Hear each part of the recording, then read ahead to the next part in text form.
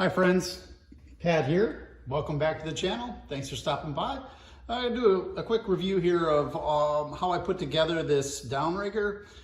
It's pretty easy to build, but to be honest, it probably costs more money to build it yourself than to just go buy one that was made in China.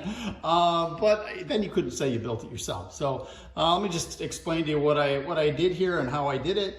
That way, if anybody has any interest in building one themselves, they can. You like prospective DIYers out there who are crazy enough to build your own.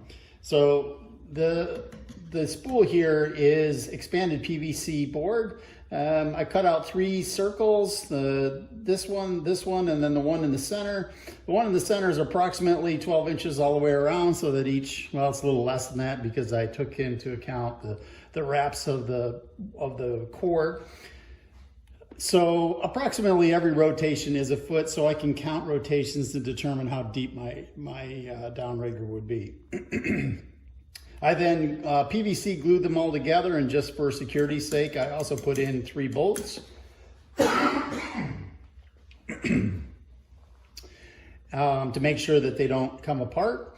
I then used a 5/16 bolt and a few washers and bushings. I'll show you the backside here in a second. And that bolt is then threaded and bolted into the back piece, and I'll give you a close detail of that. This handle here rotates, and it's actually off of an old archery target site. So I'm into archery, so yeah, I stole that off of an old target site. Then this guy here is my ratchet brake. I'll show you how that works here as well. The cord pays out and goes through the armature and then over a pulley and down to my weight. So let's pull the phone off the tripod here, and we'll go through and look at the little bits here.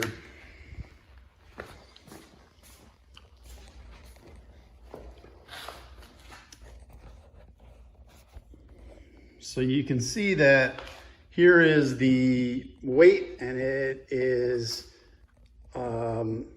captured inside the pulley, and that cord runs through the inside of the armature here and then pays onto the spool.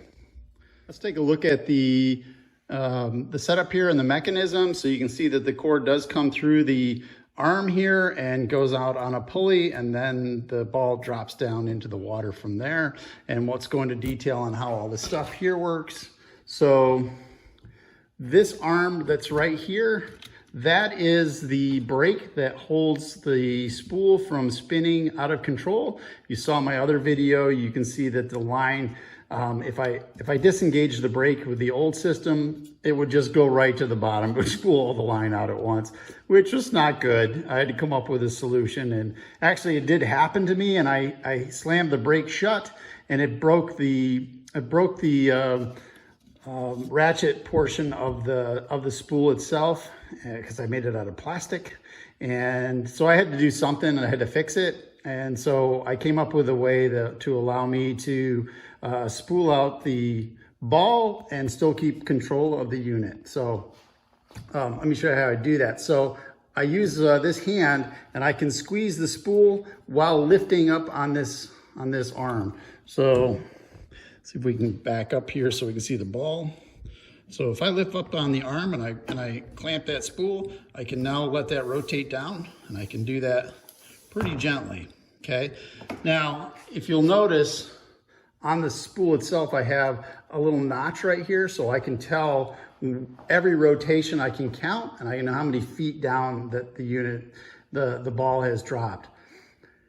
Now, that's approximately how far it's fallen, is about a foot per rotation, but I use my fish finders to tell me exactly how deep it is. So that's kind of superfluous, but it does give me a way. If my fish finder is out of battery or whatever, I do have a way of identifying just how deep I have it. You can crank it back up with the brake in place. It just shatters. Okay. And this is spring loaded, and that spring is actually that piece of metal right there. See if we can get a side view of it. You can see it's a little piece that just pushes down on it. That is one of those springs that goes in one of those prefabricated picture frames. It's a spring metal, so it worked. All I did was use self-tapping screws and screwed it on there. Worked perfectly. This is just a custom cutout piece of aluminum that's been screwed into the back plate through that. The back plate itself is just a piece of scrap aluminum angle that I had, so it's an L angle. And then I drilled a hole through it and put a T-nut in it that goes onto my gear track. Now I got a little bit of rotation with the unit this way. It wasn't really solid on that T-track, so I put some plastic spacers underneath both sides of it from there and here, and that just keeps it from rotating. Keeps it on the gear track nice and solid that way. Let's take a look at the ratchet mechanism.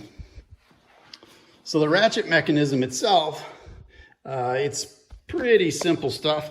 Let's rotate it down so that our ball is on the ground, so we don't have any weight on the unit. So you can see that this is just a sharpened tooth that goes down into each one of these sprocket units. So because it's spring loaded, it pushes it down in there, and then as this tries to rotate back, it hits and it keeps it from going down.